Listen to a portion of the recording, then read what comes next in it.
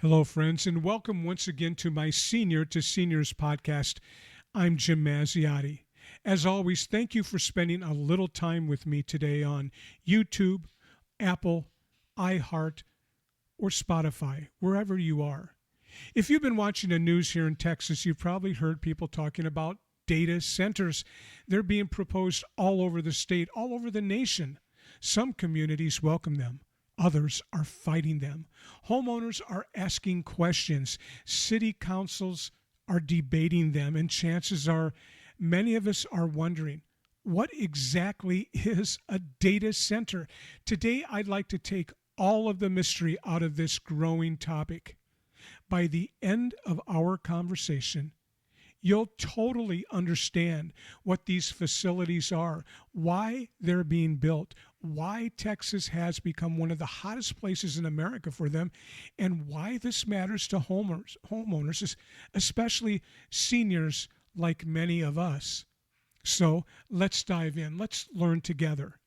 It all started much earlier than you think. Many people believe data centers are something completely new, but actually, they've been around for decades. Some of you may remember seeing photographs of the first computers, not laptops, not desktops, entire rooms, huge machines with blinking lights, spinning tape drives, and enough wiring to make your head spin. Back then, many of these massive computers were located on military bases or inside government buildings. They weren't called data centers, but that's essentially what they were. As computers became smaller during the 1980s, businesses began moving these computer operations into dedicated buildings. That's when the phrase data center really entered our vocabulary. Then came the internet. The real explosion happened during the 1990s. Personal computers became common. The internet changed everything. Suddenly, businesses needed places to store information. Banks, hospitals, retail stores, insurance companies, schools. Every email, every online purchase, every digital photograph needed somewhere to live. That's where data centers came in. One of the earliest major hubs became known as Data Center Alley in Northern Virginia. Today, it's one of the largest concentrations of data centers anywhere in the world. So let's talk more about what a data center is. And here's the simplest explanation I can give you.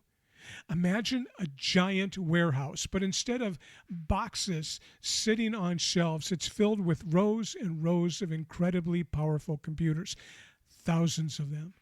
These computers, like those that you see behind me, store information, process information, protect information, and send information all over the world.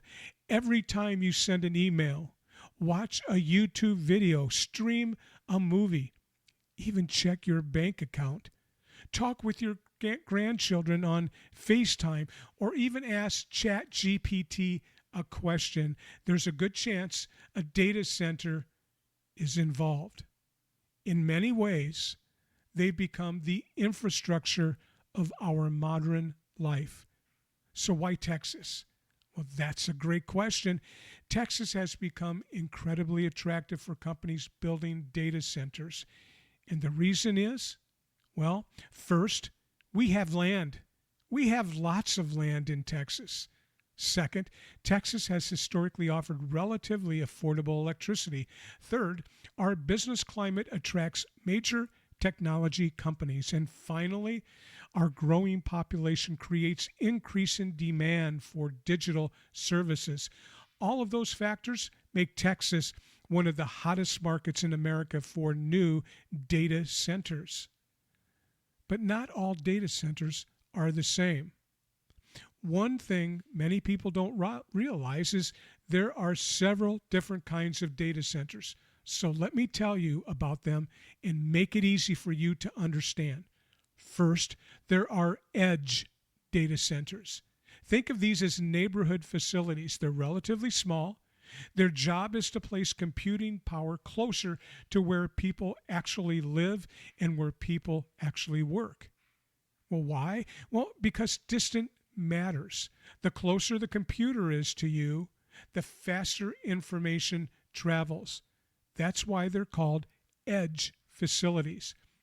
They're built closer to the edge. They're built closer to the users. These centers help improve internet speed and make things like video calls, streaming, and real-time services much faster. Next, there are enterprise data centers. These are built by a single company for their own use. Imagine a large corporation wanting complete control over all computer systems. Years ago, this was common. Today, not nearly as much. Many companies have discovered it's much less expensive to share facilities rather than owning everything themselves. Then there are co-location data centers. These are one of my favorite examples. Imagine an office building. Instead of one company renting the whole building, many companies lease space inside. That's essentially what a co-location data center does. Multiple businesses share the same facility. These share cooling systems, they share power systems, security, internet connections. It saves everyone money. And these are becoming increasingly popular because they allow companies to reduce cost while still maintaining reliable service. And then there are hyperscale data centers.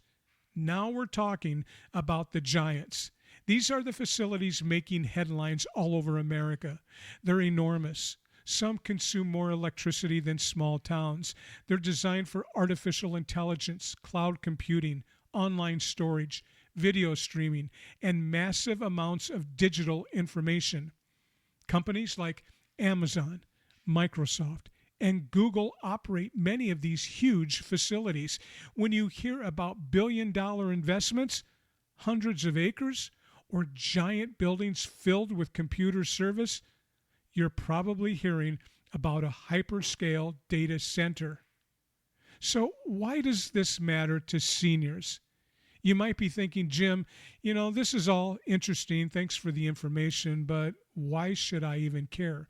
And that's a fair question. Here's why. Many of us own homes. Some of these facilities are being proposed near residential neighborhoods. That naturally raises questions. Will property values go up? Will they go down? Will there be additional traffic during construction? Will they make a lot of noise? How much electricity will they consume? How much water will they use? Those are all legitimate questions communities are discussing across Texas. And homeowners, it's important for us to understand what's being proposed before forming opinions.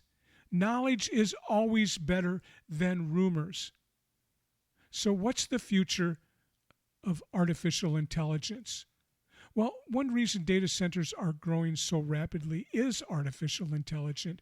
AI requires enormous computing power. Every AI search, every image created, every voice assistant, every automated translation requires thousands of powerful computer processors working together. That's dramatically increasing demand for larger and larger facilities. The AI revolution, it isn't coming, folks. It's here already. And data centers are becoming the factories that power it. Building smarter? One encouraging trend is that newer facilities are becoming much more flexible. Instead of building permanent structures that can't change, many companies are designing modular facilities. Think of building blocks, sections that can be added, removed, reconfigured, even relocated if necessary. That flexibility can extend the life of the facility and even improve disaster recovery if emergencies occur.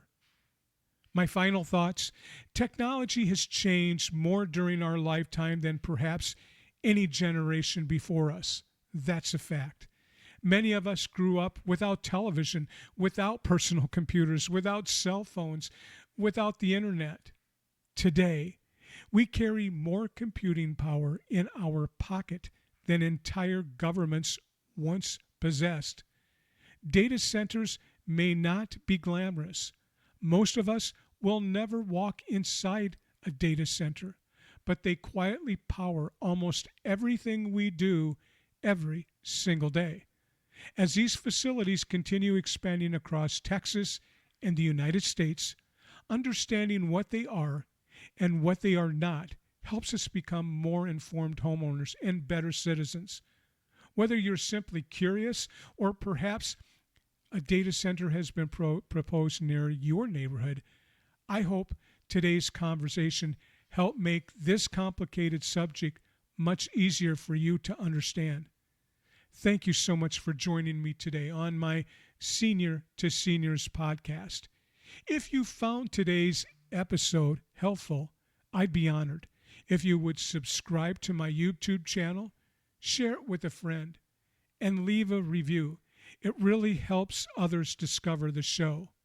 Until next time, I'm Jim Mazziotti. I'm a realtor and a senior real estate specialist. Have a great day.